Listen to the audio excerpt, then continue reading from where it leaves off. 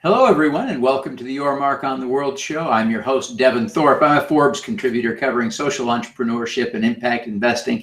And today we have one of my great big friends on the show. I'm honored and thrilled to have with us Mark Eaton, who is the former Utah Jazz center, all-star, and twice Defensive Player of the Year in the NBA.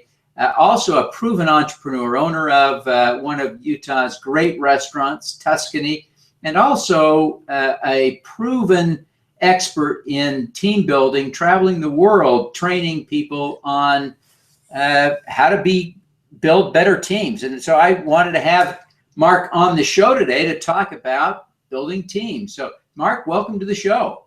Thanks, Devin. It's great to be here. We're thrilled to have you and appreciate you making the time to do this today. Mark, you've really developed, I think, an important, coherent message around teams, and you're really, just kind of the perfect guy to talk about this. I wonder if you just take a minute to set the stage by describing the role of a center as it regards team play in the NBA. You know this cold, but you weren't a one-man band as a center in the NBA, were you? I wasn't, and let me maybe just preface it a little bit by just adding a little more information about what I do now. I do this presentation called The 4 Commitments of a Winning Team, and I share with audiences how to get rid of internal competition, and I tell them my story of how I went from a 21-year-old auto mechanic who couldn't play basketball to an NBA All-Star. So when we talk about teamwork, obviously when you play in the NBA, you're playing team at the top level. And I think what I find in business today is a lot of people use the term frequently, teamwork, but very few really know what it means to really dig into it from the inside out and determine what are the characteristics of a great team? What are the characteristics of a great team member? What is the difference between a group of people and a team? And those are the things that I address in my presentation, and we'll talk about here today a little bit. Oh, great. So what is in basketball, what is the role of the center, at least the way you played it? And obviously you played it fabulously well, but I don't recall you playing as a solo player with 5 fans, 4 other cheerleaders on the floor with you. Right. No, basketball is all about teamwork. It only works if you share the ball with your teammates. You can't hold the ball in one position and just say, well, everybody go away, and I'm just going to do this one-on-one. Maybe Steph Curry can to a little bit, but in general, it takes all 5 players, all playing their roles, all doing what they do best, and focused and committed to the team winning with the understanding that if the team wins, they're going to win also. And that's a concept I think that we lose sometimes in business, where people think, well, I'm just going to go out there and do my job and the heck with everybody else. And, I did my job, so you guys must have lost the game. It wasn't me. And coaches have a difficult time getting past that mentality in professional sports in general to get everybody to buy in and say, look, if the team wins, I win. And if you really want to advance your career, people care more about the players on a winning team than they do about the players on a losing team. So your 4 principles, the first is know your job. Tell us a little bit about why it's important to know your job. Well, again, when you play in the NBA, everybody has to have a certain level of excellence on their own skill set, right? And how I developed mine was that early on in my career, when this junior college coach convinced me to leave my auto mechanic trade behind and become a basketball player, he started teaching me the basics of how to be a basketball player, the kind of condition I needed to be in, the basic skills that I needed. And I was doing okay, but when I was at UCLA, I really wasn't playing very much after I moved on from junior college. And I had an encounter with Wilt Chamberlain one afternoon at the men's gym at UCLA, where all these NBA players would hang out every afternoon.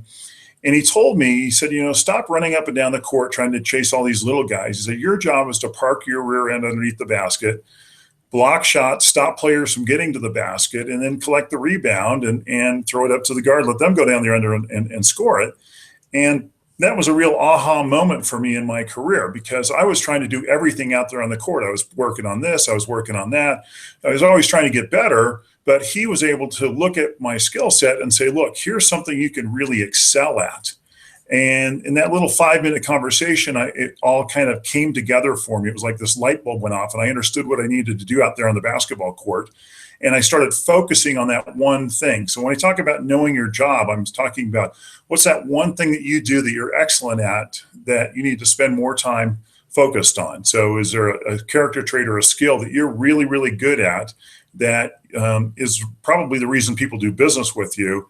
And how can you leverage that more? So I asked people in my presentation, where would you rate yourself on a scale of 1 to 10 of how well you leverage that particular trait to your advantage in your business? And we go through an exercise and do that. But in my case, it was staying focused on playing basketball near the basket and not trying to do all these other things that I thought I should be doing.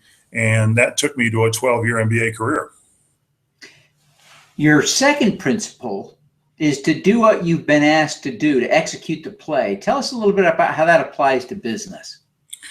Well, in basketball, in my case, when I was in college, I wasn't playing very much. And my junior college coach said, look, if you're not going to play in the games, you're going to have to make the practices your games. You're going to be the first guy there and the last to leave. You're going to have to continue to do what I ask you to do, because if you do that, down the road, you will have an opportunity to try out for an NBA team.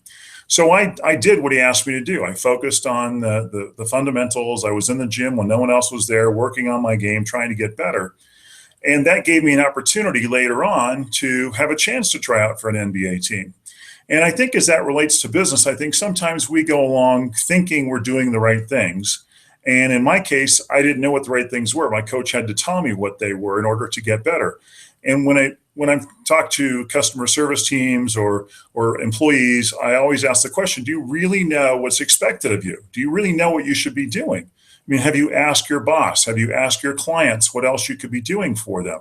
Because we go along assuming all the time that we're doing the right things. And I challenge people saying that your job in business today is not to do your best. It's not to do what you think is best. It's to do what you've been asked.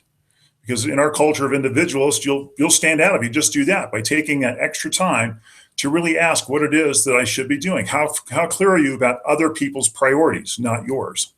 And how could you raise that score if you rated yourself from 1 to 10?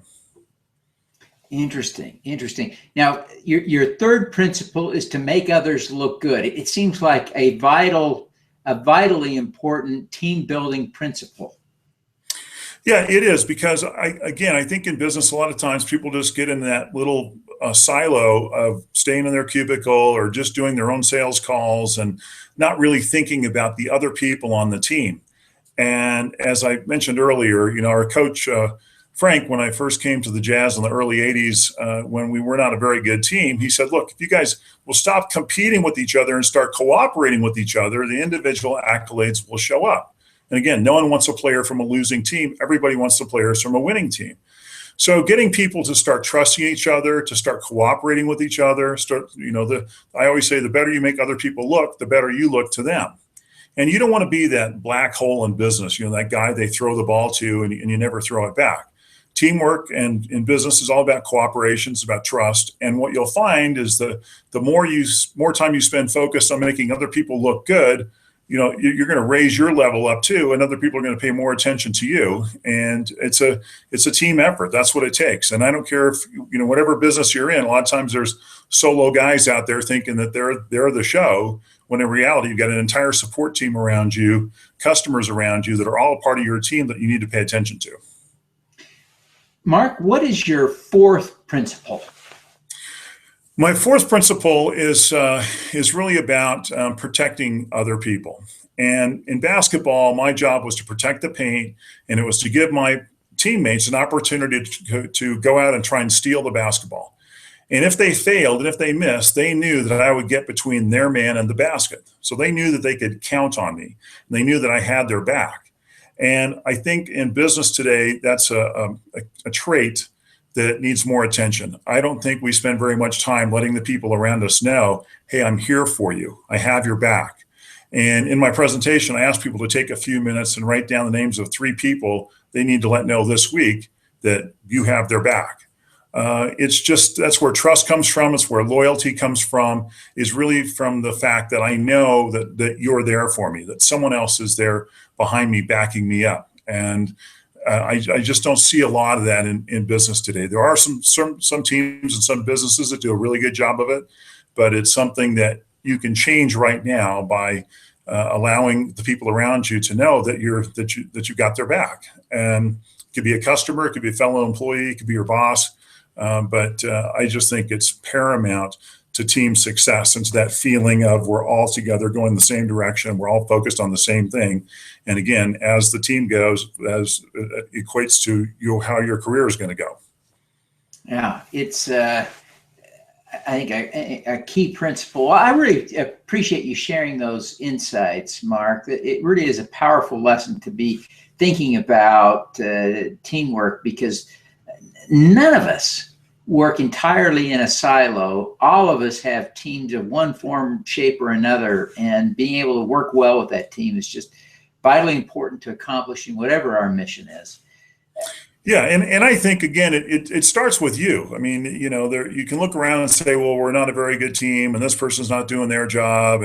But if you go back to focusing on what you do best and your own personal execution, your own personal commitment to making other people look good and protecting them, letting them know you're there for them, that's what kind of starts the spark. And major transformation can take place if one person is willing to start taking that step. Now, Mark, I want to just take advantage of the opportunity. I've got you here for just a minute to get a couple of personal insights from you. You really are a role model to a lot of people in business, in sports, and in all kinds of other communities. Who do you look up to as a role model? I think I learned my work ethic from my father, who was a marine diesel mechanic who worked very hard. In basketball, my coach, Tom, that taught me how to play basketball, who was willing to come wake me up at 6 o'clock in the morning and make me run before I went to work, and then take me to the gym 2 hours after work to work on footwork drills and agility drills, and was there for me every single day along the way. And then, in the NBA, obviously I talked about Wilt Chamberlain already, but there were certain guys like Dr. J, for instance, who would come along and say, "How you doing, rookie? How's it going?" And other big guys that kind of took me under their wing a little bit, Bob Lanier, Artis Gilmore, guys like that were willing to maybe go out after a game and have a beer and talk a little bit. So those were guys that I admired from a professional standpoint, and that they'd been around the game for a long time, understood what it took, looked at what I was trying to do. And I always remember when Artis Gilmore was in San Antonio, we went out one night after a game with one of my friends, Mark Ivoroni, who also played on the Spurs with Artis. And Artis said, "You'll be an all-star one day." Now, I was like, "Okay, sure, right, Artis." And then, wow, a few years later, I was. I mean, he could kind of see that future. So those are the guys that were probably my role models. Well, that's great. What a great set of people to look up to and admire. Mark, we ask all of our guests, I think all of the people who watch the show have one goal in common, and that is to do more good in the world. Can you give us one? We call it an impact hack. Can you give us one last final tip to help us do more good in the world?